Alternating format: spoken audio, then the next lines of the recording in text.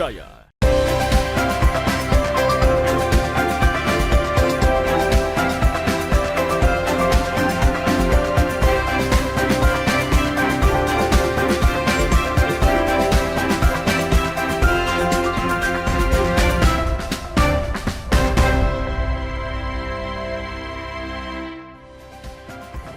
Halo, selamat pagi saudara, apa kabar Anda hari ini? Senang sekali saya Wafik Asisa bisa menyapa Anda dalam Sapa Nusantara di Kompas TV Independen Terpercaya.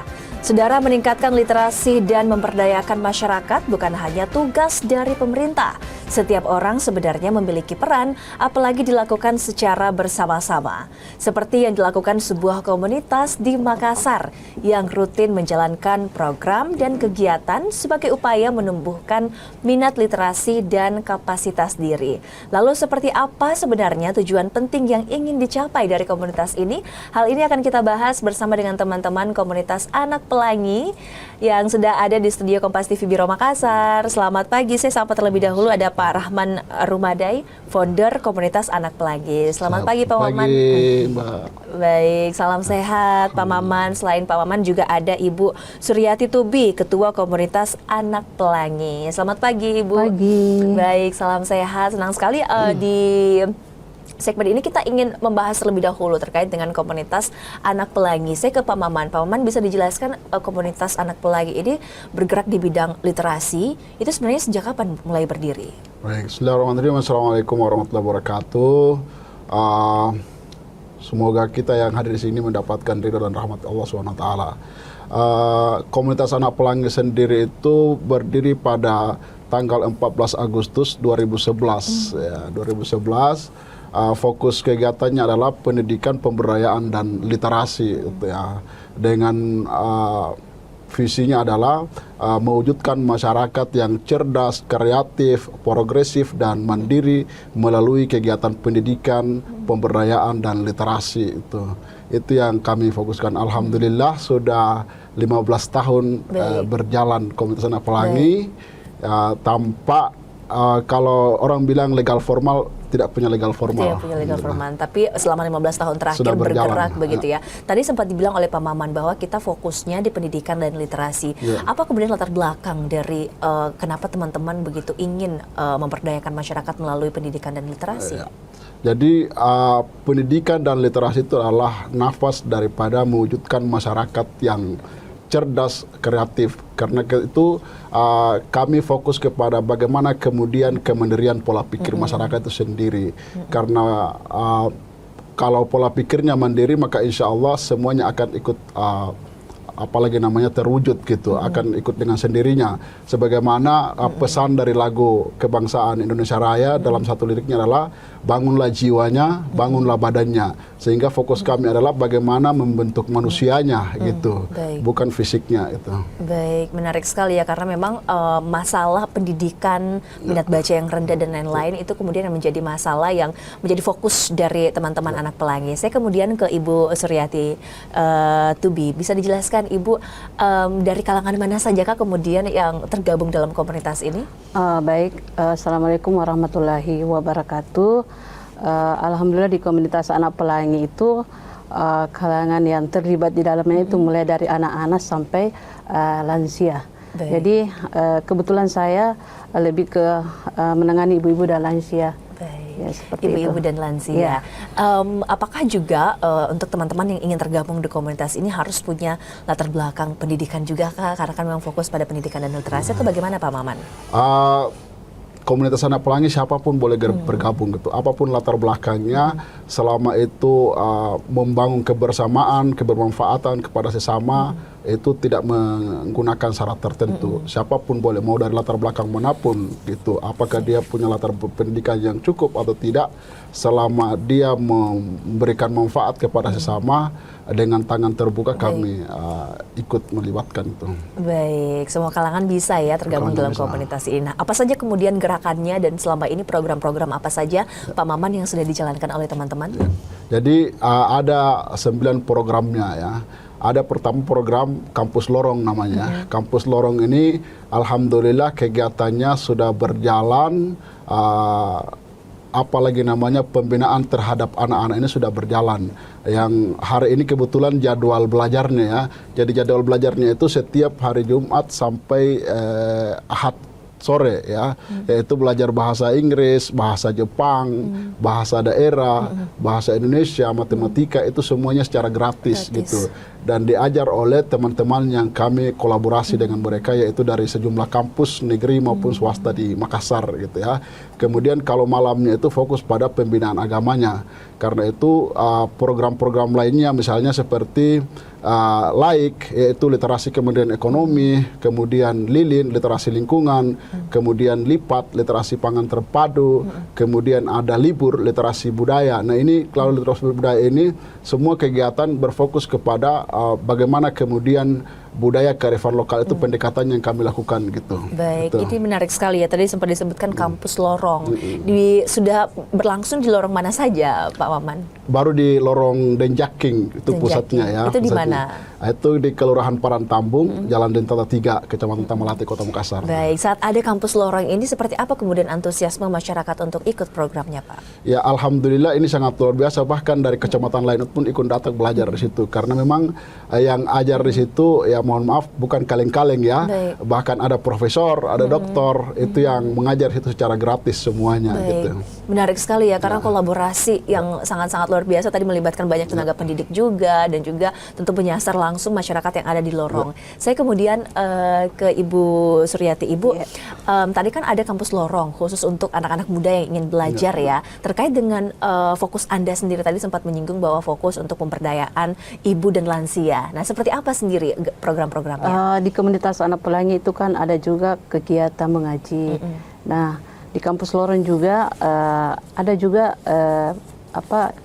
pembinaan ibu-ibu yang diajar dalam UMKM, ada UMKM-nya seperti itu. Jadi alhamdulillah di lorong kampus itu banyak kegiatan.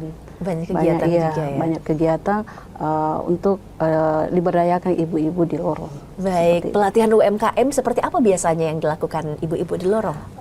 Untuk saat ini pelatihan yang banyak sekarang ini untuk ibu-ibu ada kayak yang terkenal sekarang baruasanya.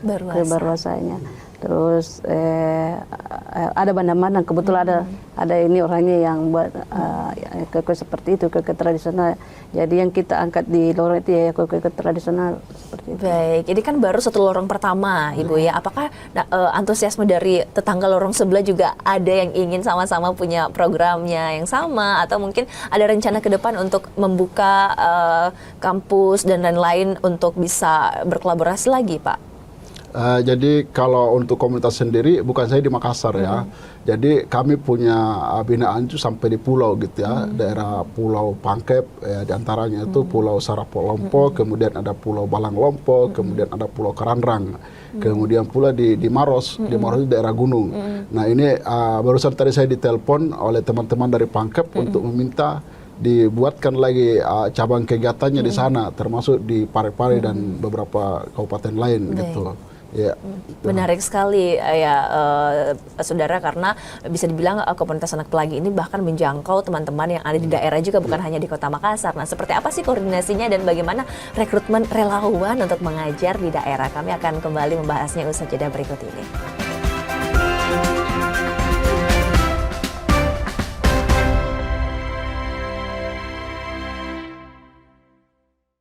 Siapapun bisa jadi media, pemengaruh, bahkan pendengung. Tapi kebenarannya dapatkah dipertanggungjawabkan? Percayalah hanya pada sumber independen yang menjunjung tinggi prinsip jurnalisme dalam setiap tayangan terbaiknya. Ikuti saya, saudara. Rosi, Satu Meja, The Forum, Sapa Indonesia Malam Akhir Pekan, Dipo Investigasi, Kompas TV, independen, terpercaya. Mengisi ruang informasi Anda, sejumlah informasi sudah kami rangkum dalam program Kilas Kompas. Usah khawatir, tertinggal berita dan informasi terkini. Kilas Kompas akan menyajikan sejumlah informasi lainnya untuk Anda. Karena kami merangkum semuanya untuk Anda. Singkat, Pohon tumbang menutup jalan utama. padat, terpercaya. Tetaplah bersama kami di Kilas Kompas. Kilas Kompas, setiap hari pukul 11:30 malam, live di Kompas TV. Pelanggaran hukum, ketidakadilan, keresahan sosial, terjadi dan terjadi lagi. Tersangka sendiri dia melakukan aksinya itu sudah lebih dari 6 tahun. Aku pemakaian krem abal-abal itu lama banget, ada pengelupasan, terus merah. Selami peristiwa, tarik benang merah, temukan kebenaran di balik fenomena. Sasaran setiap Rabu pukul 10:30 malam di Kompas TV. Salam waspada saudara, polisi menggerebek sarang narkoba. Waspada, tindak kejahatan ada di sekitar Anda. Akhir kisah pembunuh berantai asal Bekasi akhirnya terungkap. Identifikasi tanda-tandanya, observasi fenomenanya, persempit ruang geraknya, tangkap informasinya dalam Borgol. Senin sampai Jumat pukul 3:30 sore di Kompas TV. Dipo Investigasi setiap Senin pukul 8:30 malam. Mencari tahu, mendengarkan lebih utuh dan mendalam, mempertanyakan rasa keadilan. Saya mau minta klarifikasi. Klarifikasi. Tanggung jawab. Bapak malu nggak sih? Apakah saya dengar permintaan maaf yang benarkah backingnya para jenderal orang-orang korban? Kita mengingatkan penguasa, menghibur yang papa. Rosi.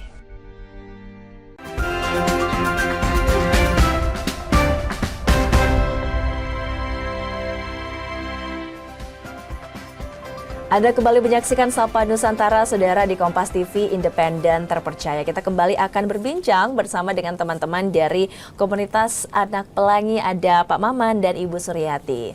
Baik, saya kemudian ke Pak Maman dulu. Selama 15 tahun sudah hadir di Makassar, apa kemudian dampak besar yang Bapak lihat sudah terjadi sejauh ini?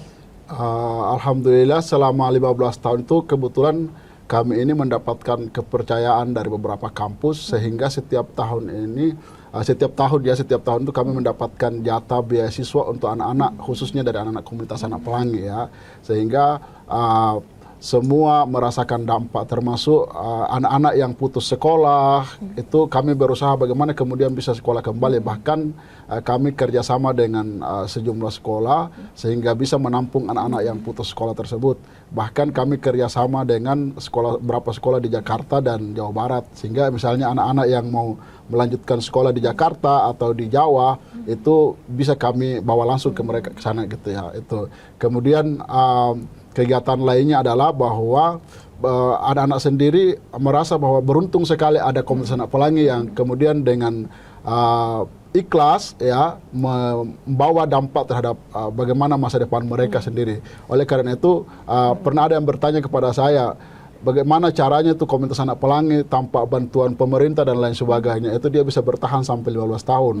Komunitas anak pelangi punya 3 kekuatan besar gitu. Yang pertama ikhlas, kemudian yang kedua sabar, dan yang ketiga adalah kolaborasi. Karena kita tidak bisa sendiri melakukan kegiatan kebaikan. Oleh karena itu selalu kami mengatakan pada diri kami bahwa khairun nas anfa'hum linnas gitu. Sebaik-baik manusia adalah yang paling bermanfaat kepada sesama. Siapapun dia, mau apapun agamanya, apapun latar belakangnya, semua adalah sama gitu. Bagaimana kemudian kita sebagai manusia hadir untuk bermanfaat gitu. Dan saya selalu sampaikan kepada teman-teman bahwa apapun yang ada pada diri kita tidak perlu menunggu kekuatan yang cukup, tidak perlu menunggu apalagi materi yang cukup baru melakukan sesuatu.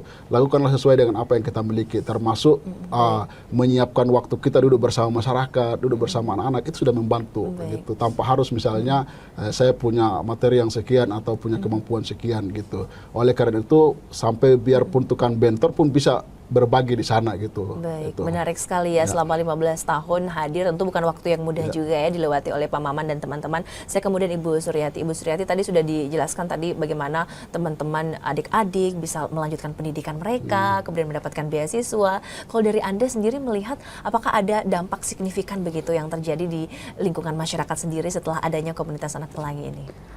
Alhamdulillah dampaknya luar biasa ya. Jadi anak-anak kemarin ada anak yang sempat putus sekolah oleh komunitas anak pelangi difasilitasi untuk kembali sekolah. Alhamdulillah ada juga yang kayak untuk dibelikan baju seragam, sepatu sampai baju seragam seperti itu. Jadi luar biasa apresiasi dari warga setempat tentang komunitas anak pelangi. Baik, yang pasti support dari masyarakat juga ada ya. Saya juga penasaran selama 15 tahun, bagaimana teman-teman bentuk kerjasamanya? Apakah teman-teman anak pelangi juga buka donasi kah atau seperti apa? Ya, ini pertanyaan yang menarik yang selalu ditanyakan kepada saya gitu. Sehingga satu ketika ada teman saya menyebutkan begini, ini komunitas tanpa proposal gitu.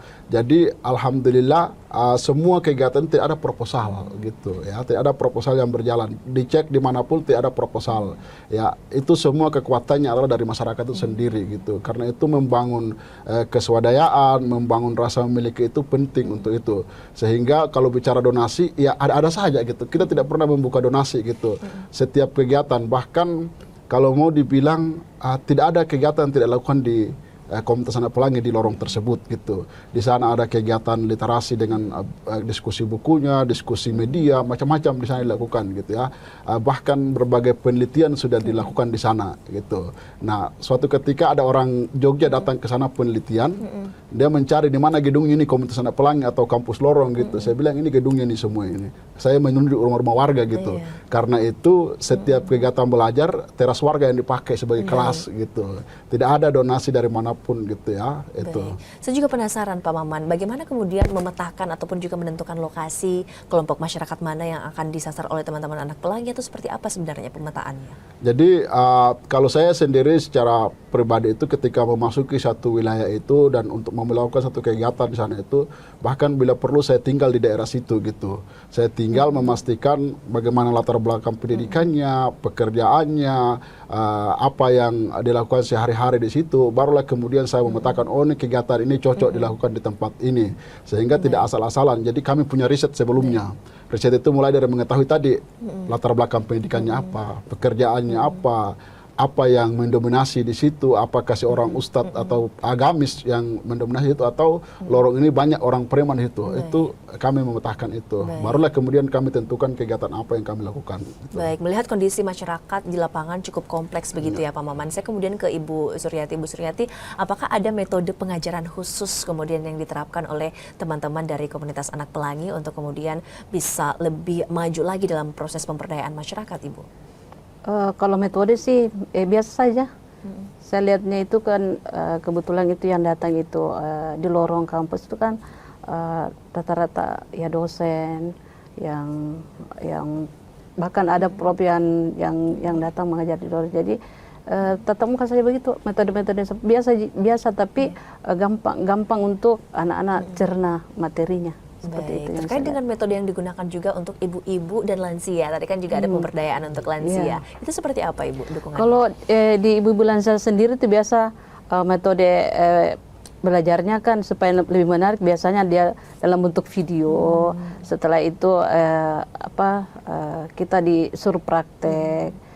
Seperti itu kegiatannya. Baik, jadi banyak sekali kegiatan yang teman-teman lakukan di lorong begitu ya di Kota Makassar. Pak Maman, bisa dijelaskan juga metode-metode pendekatan yang dilakukan begitu agar anak-anak kita, masyarakat yang ada di Kota Makassar ini bisa lebih dekat dan juga bisa lebih punya kesadaran lebih besar begitu terkait dunia literasi ataupun pemberdayaan lainnya. Ya, jadi komunitas anak pelangi sendiri itu punya kurikulum namanya Cakap Berdaya. Ya, Cakap itu kreatif, ya, cerdas, ya, progresif dan berdaya gitu.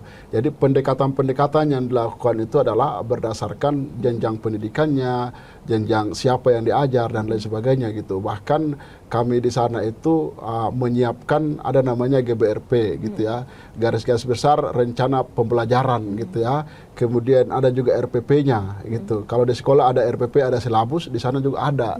Jadi, sehingga tidak sekedar relawan yang mengajar itu, tidak sekedar datang mengajar, tidak sekedar ini saja gitu, tetapi ada aturan main yang dilakukan di sana sehingga tertata, terkonsep dengan baik gitu. Sehingga misalnya pernah ada mahasiswa S2 dari UIN datang meneliti di sana ya. Bagaimana sih konsep belajarnya anak-anak di sini? Ya kami serahkan ini kurikulumnya, pendekatannya apa, karena ketika belajar saya selalu sampaikan kepada teman-teman gitu bahwa ini anak-anak ini anggaplah sebagai teman dan adik kalian. Jadi jangan perlakukan sebagai seorang siswa yang sedang diajar, tapi sebagai anak teman gitu, sehingga belajarnya itu santai, rileks, dan sampai ke hati mereka gitu. Karena itu prinsipnya adalah sesuatu yang dilakukan dari hati akan sampai ke hati gitu. Baik, dari hati akan sampai ke hati. Baik, yang pasti.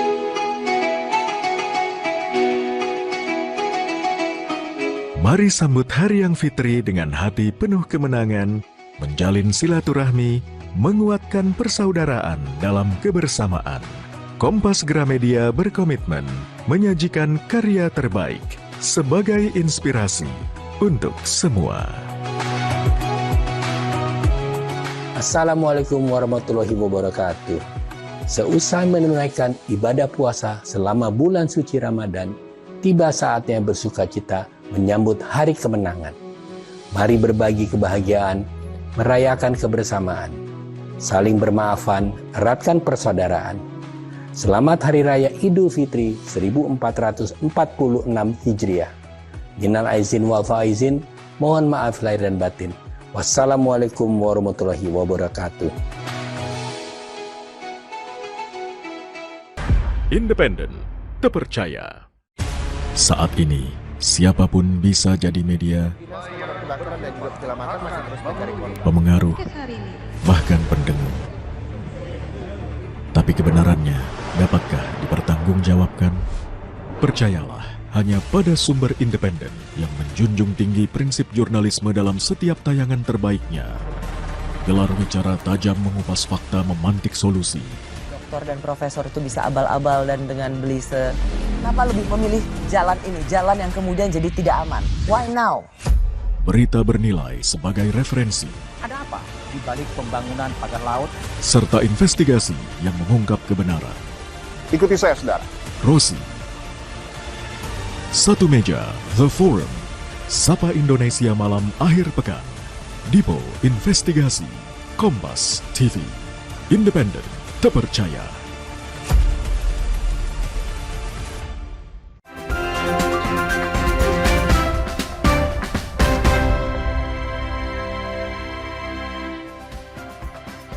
Anda kembali menyaksikan Sapa Nusantara, saudara, di Kompas TV, Independen Terpercaya. Kita kembali akan berbincang bersama dengan teman-teman dari komunitas Anak Pelangi. Baik, komunitas Anak Pelangi yang sangat konsisten begitu ya untuk memberikan pemberdayaan kepada masyarakat. Sejauh ini bentuk dukungan apa kemudian Pak Maman yang paling dibutuhkan oleh teman-teman komunitas, baik dari pemerintah ataupun dari masyarakat? Dukungan yang dibutuhkan oleh kami itu adalah sebenarnya kami hanya butuh kehadiran saja gitu. Misalnya pemerintah tempat ya butuh hadir di tengah-tengah masalah sudah cukup gitu. Itu sebagai kekuatan besar bagi kami gitu. Bahwa ternyata ada yang peduli terhadap masyarakat. Jadi yang peduli itu bukan saja komunitas Anak Pelangi, tapi semua kalangan, siapapun itu gitu. Kehadiran itu penting gitu. Karena kalau kita datang dengan, saya selalu begini, kalau datang dengan iming-iming materi maka dia tidak akan berumur itu kegiatan gitu. Tapi datang dengan hati gitu. Kehadiran fisik kita memberikan motivasi kepada masyarakat itu sudah lebih daripada memberikan materi. Sehingga saya selalu bilang sama teman-teman, hindari itu iming-iming ya, karena itu tidak akan berumur itu barang gitu ya. Oleh karena itu saya sejak awal berdirinya ini komunitas itu selalu memastikan bahwa saya hadir bukan karena apa yang saya bawa gitu, tetapi diri saya, hati saya bawa gitu. Sehingga dukungan itu akan datang dengan sendirinya gitu. Tuh, kira-kira. Baik, Ibu Suryati sendiri, apa menjadi harapan Anda, Bapak, Ibu, untuk dukungan yang ingin diberikan kepada teman-teman komunitas Anak Pelangi? Untuk pemirsa di rumah mungkin ada yang ingin bergabung juga di komunitas ini, itu harus mempersiapkan apa, Ibu? Harapan kami ya itulah lebih pemerintah lebih perhatian ke komunitas kami, karena jujur kemarin ada beberapa program saya dibantu dari beberapa yayasan. Yang pertama itu bank sampah yang sempat disewakan selama 1 tahun. Alhamdulillah sewanya sekarang sudah berakhir, jadi kita sekarang insya Allah tahun 2026 kita akan kembali lagi untuk melaksanakan kegiatan tersebut. Artinya kita membantu juga program-program pemerintah. Dan yang kedua adalah kebun. Jadi kemarin juga ibu-ibu sangat antusias masalah berkebun dan sempat vakum juga. Jadi sekarang insya Allah tahun 2026 mudah-mudahan pemerintah bisa melihat ini, mendapat dukungan, kita bisa kembali beraktivitas seperti apa harapan pemerintah ke depannya. Baik. Kemudian Ibu, untuk pemirsa di rumah nih yang nonton, jika ingin ikut kegiatan-kegiatan dari komunitas Anak Pelangi itu biasanya diakses di mana, Ibu? Bisa kemana untuk mengikuti kegiatan dari teman-teman? Kalau saya kan biasanya media sosial biasanya WA saya pakai. Jadi biasanya kalau ada saya postingan-postingan saya di status WA biasanya ada yang komen bilang bisa saya gabung. Saya bisa sekali Mbak. Silakan kalau kita mau bergabung di komunitas Anak Pelangi. Kita welcome, kita terbuka untuk siapa saja yang mau belajar. Baik, untuk masyarakat sendiri yang mau datang untuk belajar, apakah ada pembatasan pesertanya atau seperti apa? Masalah pembatasan tidak. Jadi siapapun yang mau belajar, bahwa itu mulai dari anak-anak sampai lansia silakan. Jadi setiap hari Jumat Ibu ya? Jumat, Sabtu dan Minggu. Jumat, Sabtu dan Minggu. Lokasinya boleh di-spill di mana Ibu? Di Lorong Denjaki. Lorong Denjaki, baik. Baik, saya ke Pak Maman. Pak Maman, ke depannya sendiri apa saja kemudian rencana kegiatan yang akan teman-teman Anak Pelangi lakukan ke depannya? Jadi apalagi namanya menambah tadi, jadi komunitas Anak Pelangi itu tidak punya media sosial pribadi semua gitu ya. Dia tidak punya Facebook, tidak punya Instagram, tidak punya TikTok, tapi alhamdulillah bisa ada di mana-mana gitu ya. Karena itu ke depan kalau kami di komunitas Anak Pelangi itu sudah punya agenda setiap 1 tahun sekali, dalam 1 tahun itu apa yang kami harus lakukan gitu. Itu ada semua. Termasuk nanti ini 2026 sejumlah kegiatan sudah kami rencanakan. Insya Allah tanggal 14 besok ini ada kegiatan di Kelaro dan itu ditanya dari mana dananya, dari Tuhan gitu ya. Itu kegiatan terkait masalah bagaimana kemudian budaya di Sulawesi Selatan. Kalau untuk 2026 apalagi namanya rencana kami adalah bagaimana kemudian yang meminta untuk dibuka di daerah-daerah itu bisa kami efektifkan, bisa kami apalagi namanya aktifkan di setiap daerah. Dan insya Allah pekan depan kami ke Pangkep, itu awal daripada satu kegiatan atau di daerah yang kami buka gitu. Jadi semua daerah yang meminta untuk dibuka itu, termasuk teman-teman dari Jakarta itu minta dibukakan kegiatan yang serupa di sana, itu insya Allah kami akan respon dan aktifkan semua itu, dan semua relawan sudah siap gitu. Baik. Yang pasti teman-teman di daerah-daerah lain juga ingin bergerak bersama dengan teman-teman komunitas Anak Pelangi. Baik, saya ke Bu Suryati. Bu Suryati, bisa mungkin disampaikan harapan Anda ke depannya terkait dengan bagaimana kualitas pendidikan kita dan pemberdayaan masyarakat di Kota Makassar itu seperti apa? Silakan Ibu. Harapan saya ke depan ya, lebih memperhatikan lagi anak-anak yang kurang mampu seperti itu. Artinya bisa diberdayakan, pendidikan yang seperti di komunitas Anak Pelangi lah. Artinya kalau bisa semua lorong ada lorong kampusnya di Makassar, artinya bisa menjadi percontohan di lorong kampus Parantambong. Baik, yang pasti sejauh ini memang sudah menjadi percontohan begitu ya, bagaimana aktivitas yang kemudian teman-teman lakukan begitu.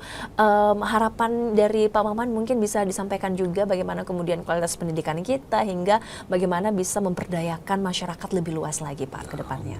Alhamdulillah termasuk Pak Wali Kota sendiri pernah datang ke sana dan beliau bahkan menyampaikan kepada kami kalau bisa komunitas Anak Pelangi duplikasi ke setiap lorong yang ada di Makassar, sehingga menghadirkan pendidikan non formal sebagaimana yang dilakukan oleh komunitas Anak Pelangi, mencerdaskan anak-anak bangsa itu tidak mesti di sekolah formal gitu, tapi dari lorong paling terkecil pun, lorong paling gelap pun bisa dilakukan. Sehingga Pak Wali kemarin ketika berkunjung ke tempat kami itu dia menyampaikan bahwa semoga komunitas anak pelangi ini bisa menduplikasi semua kegiatannya di setiap lorong di Kota Makassar, sehingga tidak hanya yang merasakan dampaknya itu lorong Denjaking saja yang di Parantambung, tapi semua lorong, sehingga harapannya adalah tidak ada lagi tawuran, tidak ada lagi anak-anak saplem dan lain sebagainya. Karena itu pendidikanlah napas yang paling utama dan paling panjang kalau kita berharap untuk sebuah generasi yang baik